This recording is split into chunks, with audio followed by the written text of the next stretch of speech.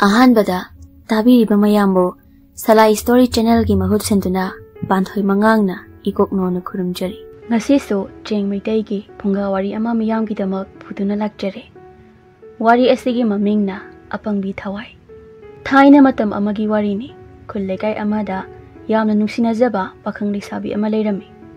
Pakhang adugi mingna inawbi kaurami. Aduga leisabi adugi mingna abem kaurami. Moy anigi nungsinabasi kul adugi mipung khudingna khangnarami. Aduga minaso moy anigi nungsiba mataw adu yamna nungsibirami. Adubu kul aduda moy anigi nungsinabada yamna kalakpa chawbi kawi nupi amaga mani kawa nupa amaga di yawrami. Ngasiso inawbi abemna kulngi pukrida phi suribadugi manakta famduna sanglami. Abemna nang khara lapna layuda kulgi misingi mamangta ikaijayba. Kaigi ikaranoi kulsigi mi loina iwanigi maramda loina khangnarabasibu. Khangnarena nang aigi inakta adum sanglaga lairage haibro. Chatloda nangba. Sungchat chalo aidine nangi nanakta adum laini. Mina ikai khangde haigera thaksi khasi yaudi haigera. Aidi nangi nanakta suken helo.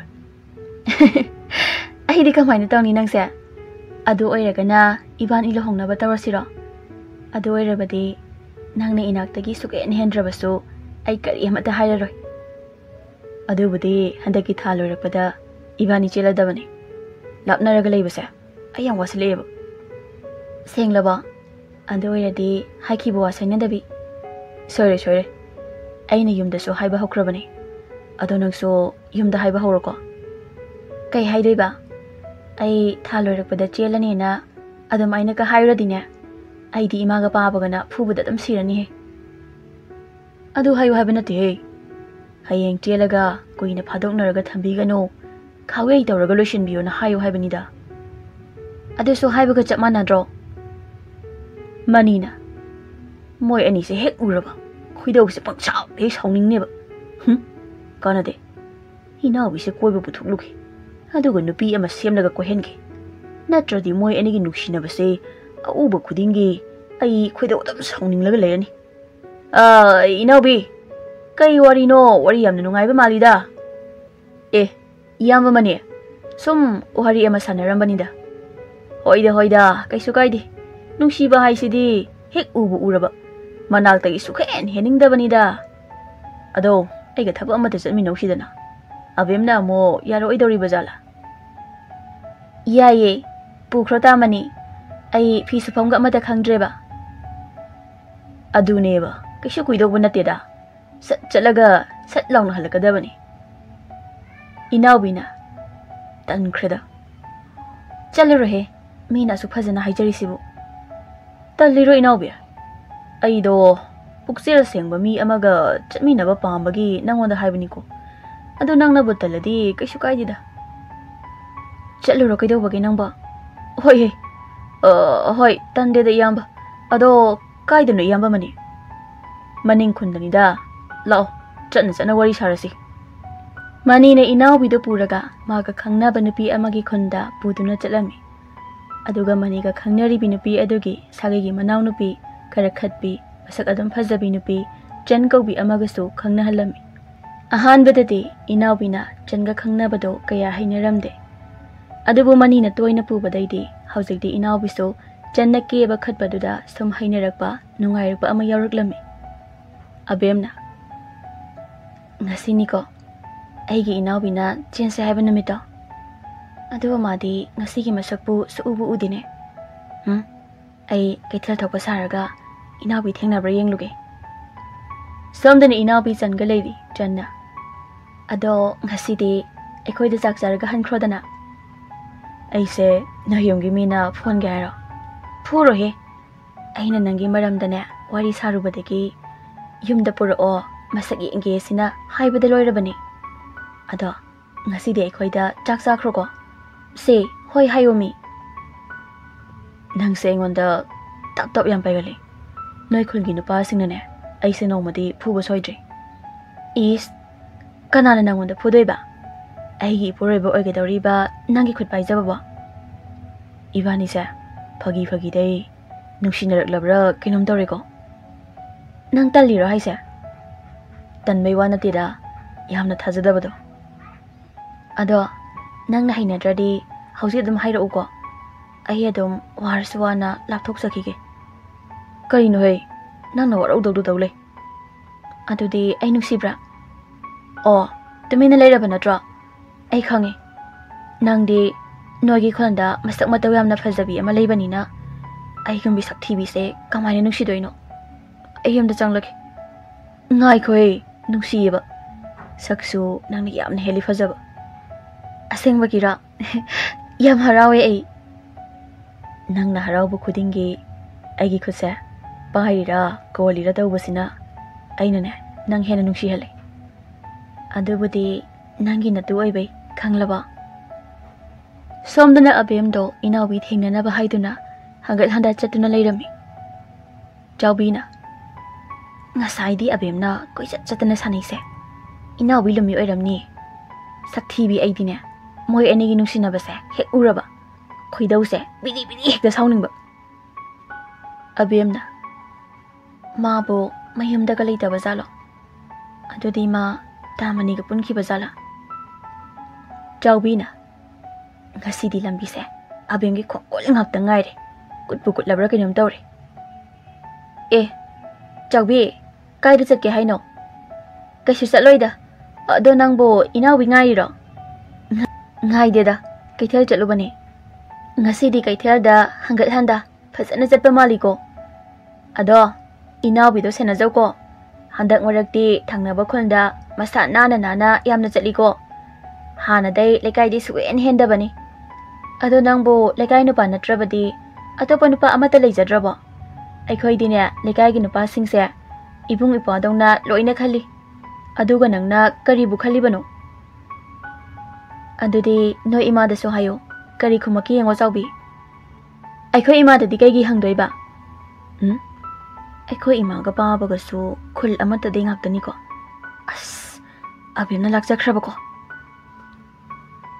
ꯁꯣꯝꯗꯅ ꯏꯅꯥꯎꯕꯤꯗꯣ ꯌꯨꯝꯗ ꯆꯟꯒ ꯋꯥꯔꯤ ꯌꯥꯝꯅ ꯅꯨꯡꯉꯥꯏꯔꯤ ꯏꯅꯥꯎꯕꯤꯅ ꯆꯟ ꯑꯩ ꯍꯟꯅꯕ ꯑꯃꯨꯛ ꯇꯧꯔꯒꯦ ꯆꯥꯛꯇꯣ ꯅꯣꯡꯃ ꯐꯖꯅ ꯅꯣꯏꯗ ꯆꯥꯔꯁꯤꯀꯣ ꯃꯝꯈ꯭ꯔꯗꯤ ꯏꯕꯥꯅꯤ ꯁꯣꯏꯗꯅ ꯀꯩꯅ ꯀꯠꯄ ꯇꯥꯔꯦ ꯑꯗꯣ ꯏꯌꯥꯝꯕ ꯃꯅꯤꯒ ꯅꯣꯏ ꯏꯆꯦꯒꯗꯤ ꯎꯗꯦ ꯆꯦꯟꯈ꯭ꯔꯖꯥꯠꯂꯣ ꯆꯦꯜꯂꯝꯃꯣꯏꯍꯦ ꯑꯩꯈꯣꯏ ꯏꯆꯦꯅ ꯃꯅꯤꯗꯣ ꯁꯨꯛꯄꯥꯝ ꯄꯥꯝꯗꯕꯅꯦ ꯃꯇꯥꯡ ꯆꯥꯗꯅ ꯈꯝꯕꯜ ꯌꯥꯝꯅ ꯆꯥꯎꯋꯦ ꯅꯨꯄꯤꯗꯧꯅ ꯏꯁꯧ ꯀꯌꯥꯝꯅ ꯂꯥꯡꯉꯦꯅ ꯑꯗꯨꯅ ꯑꯩꯈꯣꯏ ꯏꯆꯦꯅ ꯀꯥꯏꯅꯔꯁꯤ ꯂꯥꯛꯑꯅꯨꯅ ꯍꯥꯏꯕ ꯀꯨꯏꯔꯕꯅꯤ 마나보 이까이바 강다버기 숨락다버기 와니 아두부 모이 아니 까이나바 까이나다바 에잉언다디 얌나 까네 낭디 까마이나 까나리바 아두부라 낭가 에이가 누시나 할람바기 아두 마디 좀메 아도 에이 할라기 짠 낭수 윰다 정어 맘다우리바 호이 아도 하이앵디 카랑하나 라우고 생주 사세바 아도 nga이코 아이 누시 하이라모 아무다 nungsiye nungsiye nangse khut nungsi sadi sangsila kanu he ada nupa khari yeng leisina ne aise funing bana loiramane ba ado ai chale ko ahoi kai di nupa na man haisiba o adai moi ahom siro asidi ai ka hana koina ramba chan sing do yawina mai se ai yam hanjina rasena haigina la isalo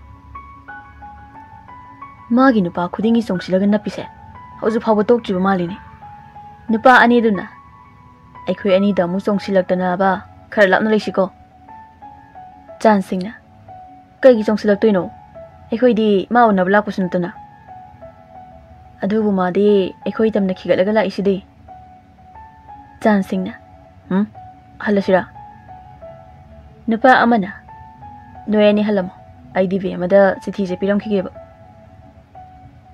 chansing ai unabala iro ai kaina badai nangamna waraba ba nate amo hajana rasiro ai di kaisu kai di chathoya da ikai khangdabi akhatpi nangna matam khara koine rambagi isa se haina ringai sida hanjinna rasira kai mi yam no siti nang hauji chongsilaga phawro ha phawra ba ai gombi amaga matam khara koina ba phangjari da haraugi di haidadana haina di kaina nang phawro ha nupa amana si ne chalo ne si Kanadana mana si kaina talisina. Nupa amana amu. Haine, si, haine. Masigi sana mom si satine. Atong na ikai ba khangkidreda. Sine, hey. Kanadana no enina hauji tawrida. Nupa aniduna. Ikai khangdabi sanbi ama sumtan banida. Swaida kaida salege. No enigido engonda natra. No eni so hauji badram pisalaga phawra ha. Chan singna. Nangna nupa oba khudingi phawra da haidubo nangu nupa phabiro. Aduga hauji nanga unaramliba nangna ka ngahak leita noksinaraga napsaliba nupa adubu kanano. Mangonda nangi asengbo wari singse haidokladi namaidu da kaushilamaga chakhinido. Nangdi kalaktana leirami bazar oyedana. Kalao aidi khara adum tarakani. Kidana chakrisi yengone. Channa mayumda changkhibaga chan singa nupa aniduga su makhulda hankre. Inaw bidi wakhalaita phum khangdana yumda haliklami. Adubu abemdi hojiksu inaw bibu ngaiduna leiramli. Aina tawrisibo faribrane. Karigumba abemna khangkrabati kamaina tawne. Aina nungsibadi abemne. Ma ai nungsinara isa chahi manga farabane. Adubu chansina amu aina yamna pamba nupi ama oikhalakliba kamaina no. Hoida midi nupi ahum mari adum koinaida. Aina anitang koibasida asu yamna pakhalisibu. Abemna aina ngasaidi udedi madi monda yam nungaina bo halaine. Inawi nang kaida chatluino? Khangye nang disida kana ngaimino. Ngasi se ibani kari haina khige. Ha nang kawra baba. Ngasi ibani kari haina khige haisa. Tasengna nang kawre. Karino ko hairo. Ai kawre haridna. Yare ai yumda changlage. Abem karino ba ai kawre ba. Ado nang ko hairam ba kaido bage ba. Yare kawkhre. Ado nang ngasi kaida chatluge. Handak marak kaino masu itaw tawe. Iyamba manigi pakhona ma chatpirubani da. Kai pakhona haisa. Kisham luba pakhona teda. Ado nang yamda changkiroidro. Nang nupi koiraba. Koide changa ibani di chamna sum khangnaba khaktani. Chan haidi kanano. As ai di shoidana changi mingshong paluridana. Chan haisa kanano haibane. Kainogi manau nupi thokpani da. Kaino nang haida. Ai khoidau sawningba sam hengale ko. Iyamba maniga khangnaba nupi dugi manau nupi neba. Iyamba manigi pau puthokbu sindo. Aiga changa na tawba. Adugi maga igadi isam chamna tinabani haibani da koinaba nateba. Wasa ododi. Aha kaige kari haina wasak toiba. Nang na haida asumbani. Aranbe hek oirambada punsida mita isa oba ngamdabo oijagena. Khongban chonglaga kokpudubu wasak thoklaga loreda. Hoi aina haise aranba oirabadi punsida imita isa oba phangdabo oijage. Yarba thajaraba nang pelabra hojikte aibu wakhalepa ngamdaba nupa dawna. Phare adudi waramnani yum changlaga pathauro. Hoi nang su chango aduga ne nang irang tawbu yare ko. Hojika napi singse irang am tawnare. Sauro chakhreni. Ado maga iga ngasi kari hainage. Channa keba henmandana wakhalga se amta thoktreni. Ado hausi aina avyamda wasakhibado koknaba aikhoi thonggangi khongpalse amukta chongthoklamki. Inaw bina wasak koknaba haidana moigi thongagi khongbal adu chongbada makhong leithekduna tasilami. Ayo ima as khong leithekre. Ayo ima ina hujik sakhiba wasak to laina su yadraba malene. Ngara khudai manungda changleisina. Hera hangoini ne as ayo ima khongbal sina marol ama nam thibani. Abem do ai khongbal da tasili kai sibo udraba jalo. Mapana kanano ne ya changlak pasida khongbal da kumlaga sanari badubo. As baba aine sanaba nati tasin bane. Ha nangdi numidang sunate. Aduga kamaina tawdana khongbal si tasiliba. Baba wasak koknaba chongbada khongpham chahaudraba male. Noi napa na haibro. Wasak pa wo kung ban chong laga ko ena. Baba na di haidi. Noi napa na sa dubo nga phari ro duda. Nama se ishaw mo lang ani. Ay jangi ko. Baba ay sing khalamo. Kung lay thekre haraga. Ngasay na haiba kay dawi adude. Karino noi napa na sa an tawri ba dubo. Aduga inaw biya. Nang na kung sida kay dawri ba. Nati napa na sa manaraga hidaka thangminarabra haiwani. Karino mama. Ay thabak halakpada ngari ne. Aduda nacha nupa se khongwal tasilaga kaaba ngamdadana leirambadada lokhatpibani ne. Aduga ni mama. Nang isaw yamna langladi ay chara helaga tumkhisani e. O langaroi. O langaroi. Nang na chaka jadana tumkhibado ay thawai yamna nungaite ko. Aduneba. Adudi imung janglase. Aikhoi imaga paaba se amu haureni. Baba, ima, ay kawra male. Ihe, nakhong dubu thangbo sukong ngamdraba oire. Lao, ipa borage. Aduga ne, hayeng khaidi mingonda wasaklaga ne. Khongban chonglaga ko ena amuk chonglanu ko. Ataidi khangdi baba. Nasudi hadak mapoksimagidi uba phangda o mandre. Mamaga mapaga dupunna. Ha, kari haiba inawbiya. Inawbi mapana poboy thangbo imungda pusinki abemdi ngasidi inawbigi moong matawduna wakal pakhanda khanjinba henjinkibana chaksu chaba yada tumbasu yada mathwai yam wana ahingsi malelami nong nini haukhre inawbi makhong leithekpaduna yumdagi mapan thokpa ngamlamde aduna abemdi mathwai hena nungai kidre jansu inawbi na laktabaduda mata ama hauraga inawbigi mayumda laklami janna ise Inawi hogi yumsibu karambano. Chawbina. Kana no moy anisina. Day sinine. Ado noy anibu kana no. Inawi ga kamay na khangnay no. Kamay haidi no iche. Ay se inawi ga luhong dawri bi napine. Ikay na suloy da. Mamay ko gansiga. Ikay baga sasari. Ado mana hausi hairam ni buwasibu. Asing bay oy razalo. Anto di abim di kam daw ba? Kalakpian daw rida ide.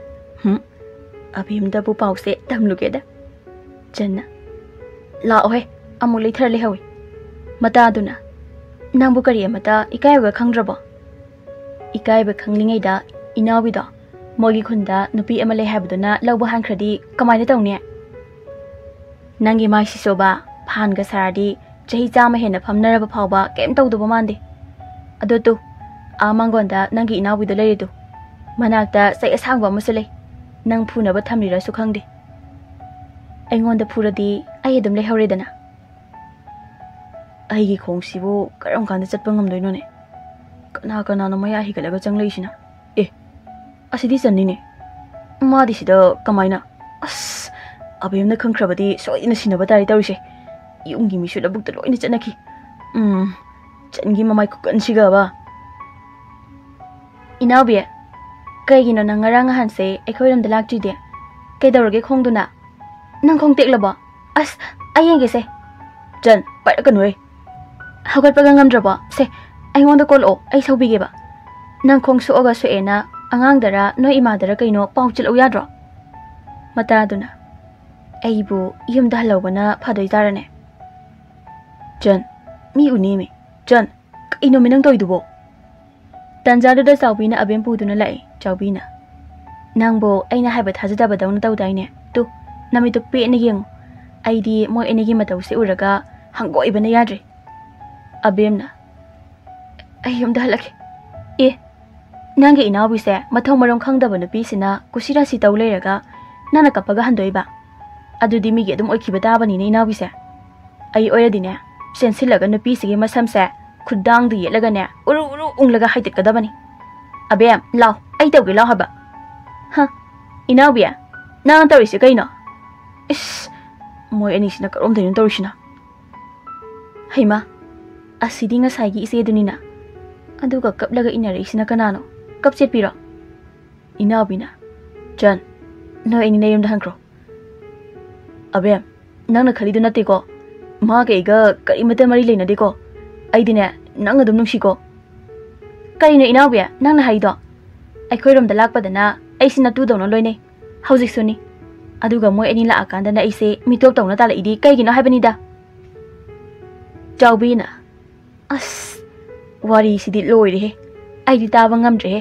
Ai setlage. Khangbra hauzikti. Aina nupa phangdabagi waraga noi ani na khulasida lena lena. Aigi imangda oinana nuksina khibada. Hauzikti kamdawi. Abemna. Inabe.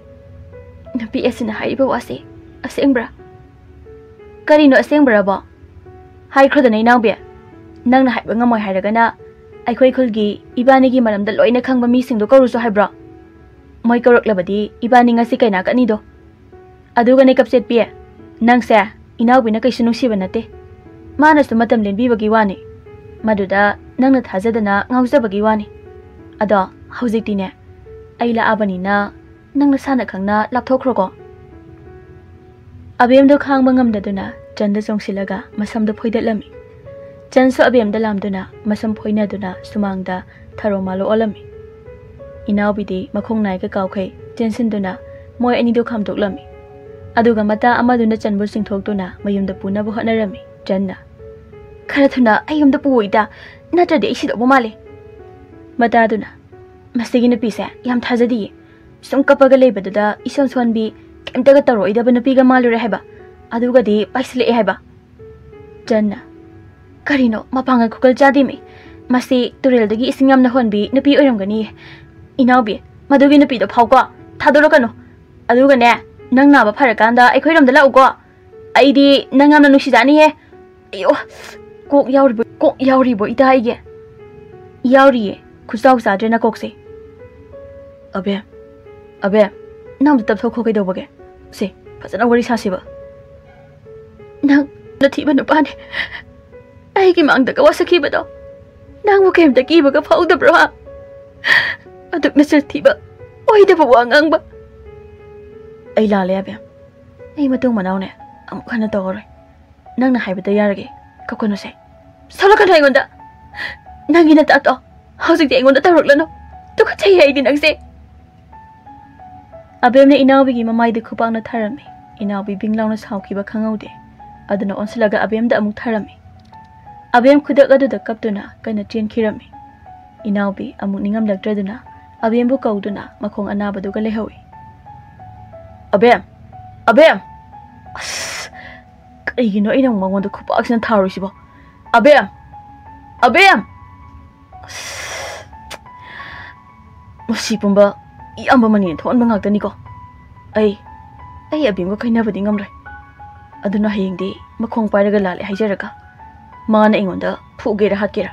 Ai khut halaroge. Adubo nongan badade abem inkhol matongi haino pampida thauri yalaga siduna leiramki. Pau sitabada inaupi miku khara gyan mangduna leirami.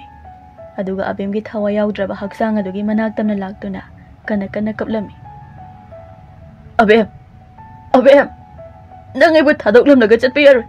Abem ahal amana nipa masasi amukta senau na he. Natrabadi masay siran tron tawgi hairkani ne. Manina as ayam na nungairak bu sidi. Ay di nungsiba say phagi farang wina khaluraga as ayam na nungairak bu.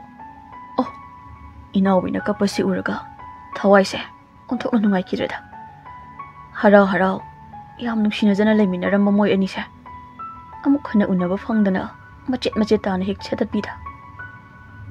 Chawbina masibu aina hatpaga chamana rabrane. Karigumba aina abemda haidoklamdraba. Inawbigi mayumda amu puduna chatlamdrabadi. Ngasi abemna siribasi siramloiko. Aise sakthiba natana yamna phattabi nupi ama haido oireko. As ningam khidreda abem. Inawbina tharo maro onduna abembo kauduna kapasi uraga. Ai isai thanta hinadaba ama phawre. Abemgi thawaiduna Hauzikti nang pelaba natra. Aduna nang kapo punsi supa ay buningsing duna. Hauzikti nang naibu panagkap to na kaurabaso ai amuk khana nanakta laklaroi inaubi aduna nangne ai bu ningsing kapuko abem ai lale abem nang amu halo abem ai lale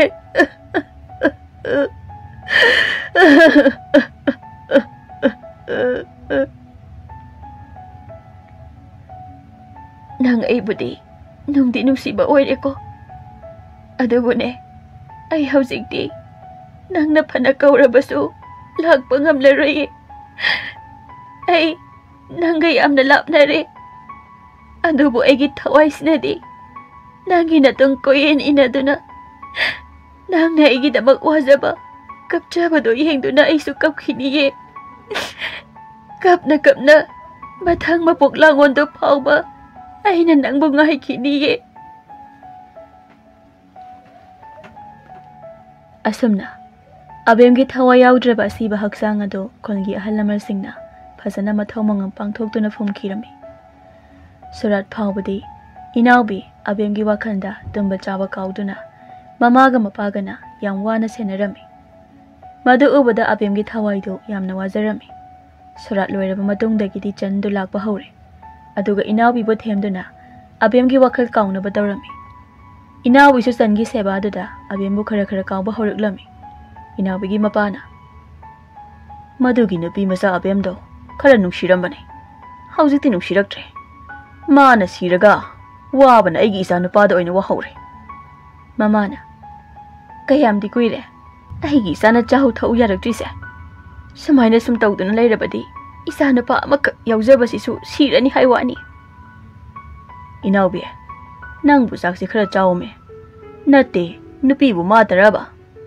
kanano laise channine chan nang lairo lao nang leiragadi aikhoi inaubi se khara phai se chakse amukta pijo abemgi thawaina masigi nupi sina toina laise karigino yengune ngasi sumana thembadai aigi inaubi se chak chakrene chak se mana oina inbikrene hoi adubo chabadi phai aisu inaubi na chada thaktana leibase thawai yamna nungaide aduda masigi nupisina themlaga illaga chabasidi khoidau yamna sauningi mamana aduni dana adumaina zaradi imana karigi harauroi chan nakne nungtigi lauko hoi ima ado ima inaubi se asai fawa puthokluge hoi khara putho iyomsida sum leibasinane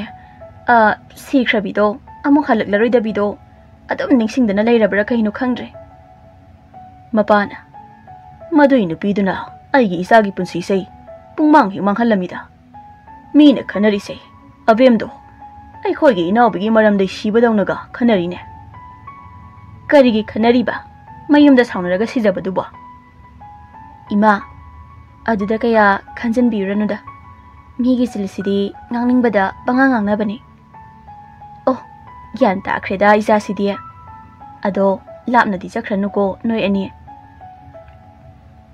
chana inaubi banungtigi lagduna he puthoklammi namit kharanigi matungdadi inaubi abemgi wakal khara kauthorakle aduna changi khonda chatuna changa toina unarami tha kharagi matungdadi inaubi na chanda lupkhiduna abemdu pungkau kaukre aduga inaubi ga changa socialaduna ahal lamal yanaduna lohonglami abemgi thawai dudi karimatadi tawba ngamdana masa mathanda propok jaktuna thawai do koipai pai duna leirami chahi olakpadadi khul aduna abembu pungkau kaukre adabu abemgi mama mapa masil manau singdi hojiksu abembu ningsingduna kapli mamadi angawbiga chap manari hojiksu madu uraga abemdi hena pelaktaba haibudu oikre aise onthokna pangkhridako khanthaba ngamdaba mikup kharaduna aise ngasidi khoidagi pangbi nupi haibudu oihoredako ima baba nachase pangidako aina khalami baduga oirei basiga onthokna khetnaramedako aina sirri basibu inaubiga ikai khangdabi nupi duga thungnanabro Ano kaygi ima ipa isilin ausingsi wahanabro. Hausikti kulasina aibu kaukre. Inawbidi aibu pung kaukre. Sigiro aina siri base. Inawbi nang aibu kaurabo.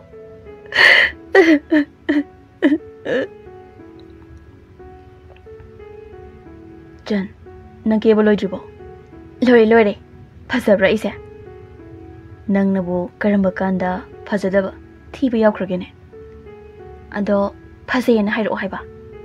As, hoy ba, pasaye ba? Malim sida nang mo pasaba, nang mo nusiba na pilay tiko. Senga ba? Matam amada di abim na hayram daine. Abim di kanano. Apangbi nupi ama layram bado, thauri yalaga sikhi bado. Oh, magi ming palakano he. Matam dude aina pangbai ne. Ado patro, mana sibai ne. Ibani thungnari se. Hoy, mane. Lao, ipam danganu charu se. Aina apangbi oirubaki ngasi aina moy anigi wase taraga. Kari amata tawba ngamdana layriba se. Oh, pangida koi se. Moina nungay kiba. Aigi ima ipa. Isilinaw sing na hausik suwahaw ba. Oh mayam. Aigi wari si tabi ba. Kang biba yawra ba din eh. Ngayak kia pang bawa kaldo na. Nasabo aigam na si Zage. Manghan ke kan ganu ko. Mase. Kuhay day pang ba. Imahay pa bawahan ba oy doon na lay ramihe. Pangit ako ise. Ay susisaramdra ba din eh. Inawigi mamangda ne. Napamangon dagi head ba amaga. Nung sinaram laga. Moya nigi mamangda le nazaram gada ba niko.